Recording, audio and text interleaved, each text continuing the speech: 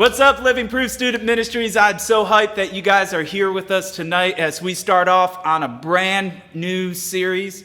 And tonight, I want to start on a topic that has been talked about in almost every single philosophy class ever taught. Even if you haven't had a philosophy class yet, chances are that this topic has probably at least crossed your thoughts. And tonight, we're going to talk about science and faith. Now, at best, science and faith can seem like maybe they can coexist, right? Maybe they can be right next to each other. But at worst, at absolute worst, they can seem like there's no way that you're going to put them even in the same room as each other, because the reality is that science and faith can feel like they're worlds apart. Like they're two areas that can't possibly be in the same building. And maybe you guys have sat in science class. I hope that you guys have sat in science class before, and you have learned things about life, about the earth, about humanity, and these things have sometimes left you doubting your faith. And maybe you've wondered, does evolution prove that God isn't real? Does scientific discovery discredit spirituality? Does scientific evidence prove that some of the greatest Bible stories that have ever been written didn't really happen the way that we thought they did? Because if we're being honest, this might be the biggest question of them all. Can you believe science and still have faith in God? Can you believe science and still have faith in God? Let's be real for a second. Doesn't culture make us feel like we have to choose one or the other? We have to choose between science or we have to choose between faith. And maybe you've had a parent or you've had a relative, you've had someone at church tell you, hey, you need to be careful about what you learn in science class because it can derail you in your faith. Yet you read in your textbook or you listen to your teachers, and it's really difficult for you to argue with what science has proven to be true. And whether you've ever talked about it out loud or maybe you haven't, my guess is that we've all felt this tension before. And it seems to exist between science and faith. You know, it's kind of like a rubber band. You know, science and faith seem like they're going in opposite directions. They're pulling apart. They're creating this tension. Maybe we wouldn't call it that, but we often feel that tension, just like you would by pulling a rubber band. But if you pull the rubber band too far apart, it snaps. It breaks. Gosh, it really hurt. But often it seems like science is trying to disprove God. And listen, if that's true, God's got to disprove science, right? He's got to disapprove of science. And you and I, we're left feeling like we have to choose between our faith in God and the scientific facts and the theories that have been evolved over the years. And this is a really big conflict in our lives. But guess what? It wasn't always that way. For the longest time, scientific theory, the exploration of it, the developing theories and science, it wasn't pulled apart from faith. They weren't considered to really be at odds. In fact, many of the greatest scientists that were ever written about in our history books, they never had to choose between science and faith. In fact, check this, many of them were actually Christians. Take it back 500 years. In the 1500s, a man named Copernicus taught humanity about the stars, about the galaxy, about the universe, and this was all based on his scientific discoveries. In fact, he's the first person who discovered that the earth actually revolves around the sun instead of the opposite, that the sun and the planets revolved around the earth. This was big news back then. But guess what was the biggest news of it all? Copernicus was a Christian. A century later, 1600s, Galileo, I think of the Queen song, Galileo, Galileo. He made even more discoveries. And chances are that you've learned about him in your history classes, in your science class, and he is known as the father of science. And the father of science is Christian.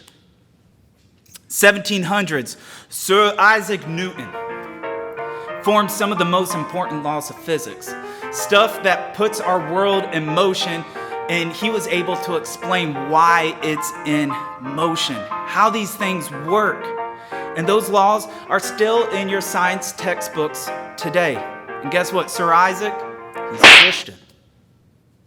1800s, William Kelvin discovered a ton about the way that heat and temperature work. And you're probably going to know this name from your chemistry class. And yeah, the same Kelvin who's the reason why we use the Kelvin scale to this day, he was also a Christian. Lastly, a little bit closer to our time, 1900s, a guy that you probably haven't heard of, J.J. Thomson. The person responsible for discovering electrons and the first subatomic particles. He was also a Christian. There's a pattern here. See, for centuries, some of the greatest scientists in history, they didn't seem to have to choose between their belief in God or their belief in science.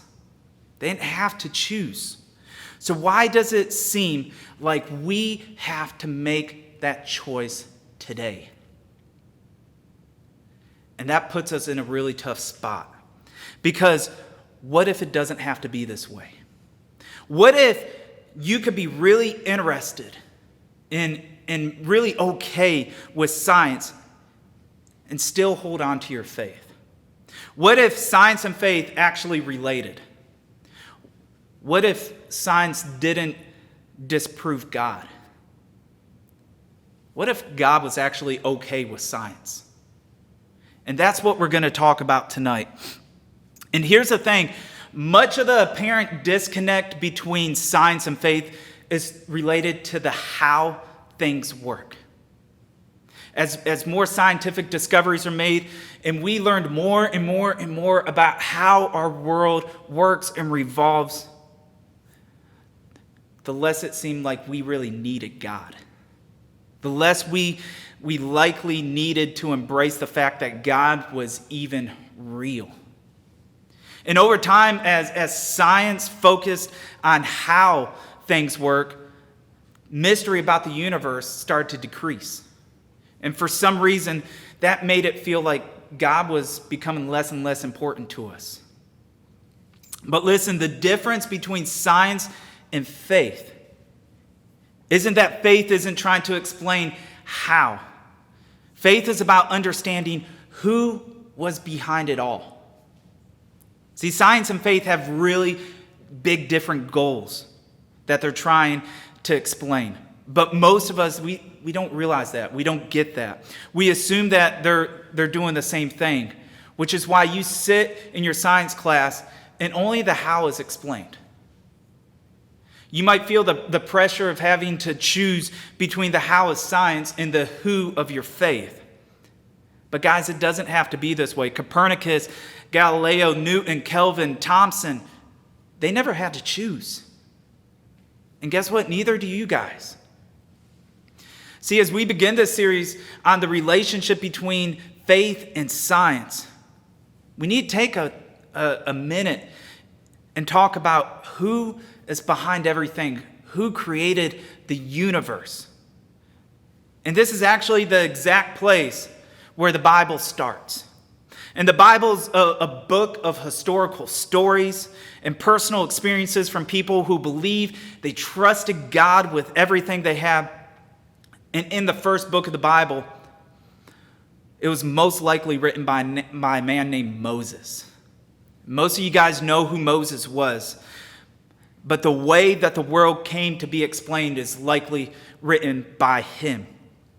And here is how he starts the story of creation. And this is found in Genesis 1, verse 1. It says this: "In the beginning, God created the heavens and the earth." God created the heavens and the earth. Now, I know some of you are thinking, come on, dude. You're going to start off with that. That proves nothing. The exact kind of stuff that my textbook would say is absolutely ridiculous. You expect me to think that science and faith can actually relate because of some ancient story that some ancient man wrote some ancient times ago, how everything came to be. You expect me to believe that's how the world came to be. And guys, I get it. But the Bible takes a different look at the beginning. A look that focuses on who and not necessarily on how. Because as a result, there's been a lot of debate on the how the world was made. How God created everything. And this conversation has led some people to discredit God's existence in itself. However, Genesis, it's not just talking about the how. The beginning of the Bible itself is more about the who that created everything than how it was all created. The job of science is to explain the how it was all done. And so science, it does this great job with all these explanations. It does these experiments and discoveries and theories, but can't answer one of humanity's greatest questions. Did all this happen by chance? And we've all wrestled with this question ourselves. Are we all just here by accident? Well, that's where Genesis comes in. Because the first sentence of the Bible is there to remind us that there is a God, a loving God who set this creation all in motion. No matter how much we discover about how the universe works, it doesn't mean we have to ignore the who that's behind it all. And think about this. What if the purpose of science isn't necessarily to disprove God, but instead to teach us more about how he works? What if science actually teaches us how the who behind creation put everything together? What if God and science didn't have to be worlds apart? What if the account of creation recorded in Genesis simply shows us that everything science explains really isn't by chance, but it's by a creative design? Think about this for a second. I'm sure a lot of you guys know this, but the earth is in a perfect position to sustain our lives. It's rotating at the perfect speed. It's orbiting the sun at the perfect velocity to keep gravity in place, to keep our feet on the ground. It's also the perfect distance and the perfect tilt and the perfect angle to keep us safe from the sun's rays. And think about this. If there is just one little slight adjustment to the Earth's angle, to the speed, to the distance, to the velocity, human life, and I mean all human life for that matter, would completely cease to exist. You know, maybe somebody's taught you that that was a perfect accident. This all happened by chance. But guys, I just can't bring myself to believe that. That the perfect placement of the earth and of the sun by random chance? I can't bring myself to believe that. And I feel about that the same way in most things in creation. And that's why I love Genesis. It confirms everything that I was already suspecting. Creation isn't random. There is a who behind the existence. And guys, you can believe in him while still exploring the how it all happened. And this is why we should embrace both the how and the who. Because if we treat them as though they are enemies, we're missing out on the beauty of both. If we think we can't pay attention to the how of science, we miss the opportunity to learn more about the who behind it all. And listen, if we ignore the who, we miss the purpose and significance of the how. Guys, science and faith actually build each other up. Science can help strengthen your faith in God, while God can use science to help you understand his work. Think about it in this way. Science and faith can exist in the same place. And I know you're probably thinking, man, I've never heard that in my life. Because this might be a completely different approach than you are ever expecting to hear in church. And I fully expect that. Maybe you grew up thinking that faith in God means you have to completely ignore or discredit science. Maybe you never even grew up in church. But one of your hesitations in taking God seriously is your perception that, man, church is old school, especially when it comes to science or how the world works. Well, the good news is this. You don't have to choose one or the other. Science and faith can actually go hand in hand. You can put science and faith in their proper place. And because you're clear on the who, you should explore the how. And if you have any faith or trust that God actually exists, or any belief that he actually might be out there, then guys, it's worth exploring how everything works.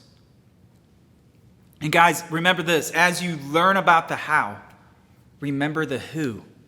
Because as you guys sit in chemistry or biology or physics or environmental science, or maybe you know, like right now as you guys are learning this at home, you learn the specifics of how the universe works. Remember who was behind all that and give him praise for his marvelous works. And listen, when you begin to do this, you might just be blown away by God's power and creativity. Because I know I am. Even when you're unsure about God, maybe you're unsure about God right now, you might begin to grow in confidence of the who when you take time to discover the how. And this should be your approach to how science and faith work. Your faith can actually grow as you explore science. So this approach, it puts science and faith in their proper place. Now I want you guys to imagine this for a second. Imagine if people didn't get hung up on that tension between faith and science, but they understood instead of how things worked. You know, we're getting ready to head to small groups. And I'm sure that some of you out there are still pretty skeptical about this. Maybe you have a million questions. And maybe you have a million reasons why this can be debated for hours. And guys, if that's you, I want you to hear this. That's perfectly fine. This church, your small group leaders, me, we are not afraid of your questions. Guys, we are prepped, we are ready for them. Listen to this. God is not afraid of your questions. And all throughout this series, your questions, they're going to be so important. In fact, we want you guys to ask them every single week. Leave them in the comments. Text them to your small group leaders. Text them to me. Ask questions week in and week out. I want you to do this through every series, not just this one. And if you're still skeptical, watch next week. Watch a week after that, because if you struggle to believe there's a who out there behind the how, guess what? We're going to talk about that too. Before all that, as you guys connect with your small group here in a second, I want you to think about your answer to this one question. What's something you've learned from science that increases your faith in God? What's something you learned from signs that increases your faith in God? Let's pray. God, we love you. And God, we love your creation. God, just how beautiful it is, just how majestic it is. God, how we can see your works through everything that you've created, from us, God, to the tiniest bug in the trees. And God, we thank you for everything that you have put in motion in our lives. And God, as we take time to discover the who behind it all, God, I also pray that we take time to appreciate the how it was all made. God, so that we can give you praise for your wonderful works. God, be with our small group leaders tonight as they answer deep questions about how science and faith can work together, how science points to you. God, we love you so much. Thank you for continuing to work through our lives. In your name, amen. All right, just want to address something real quick. Last week, me and Chase, we drew for a game winner from our previous series, and didn't realize it at the time, but after watching it during the live session, we realized that we were standing a foot apart. During COVID-19, and we didn't recognize it then, but we recognized it later. And I do want everybody that watches this to know that we do take social distancing very, very seriously. And we learn from our mistakes, just like you guys should. This is something that's new for every single one of us. It's not the social norm yet. And I hope that it's not going to be the social norm. But just know that every week we strive to work on that and improve that moving forward, and I hope you guys do too. Right now we are going to go to our small groups via Zoom, and your small group leaders are going to reach out to you via Zoom, and we will talk to you guys later. That totally went up in the ceiling. That's okay.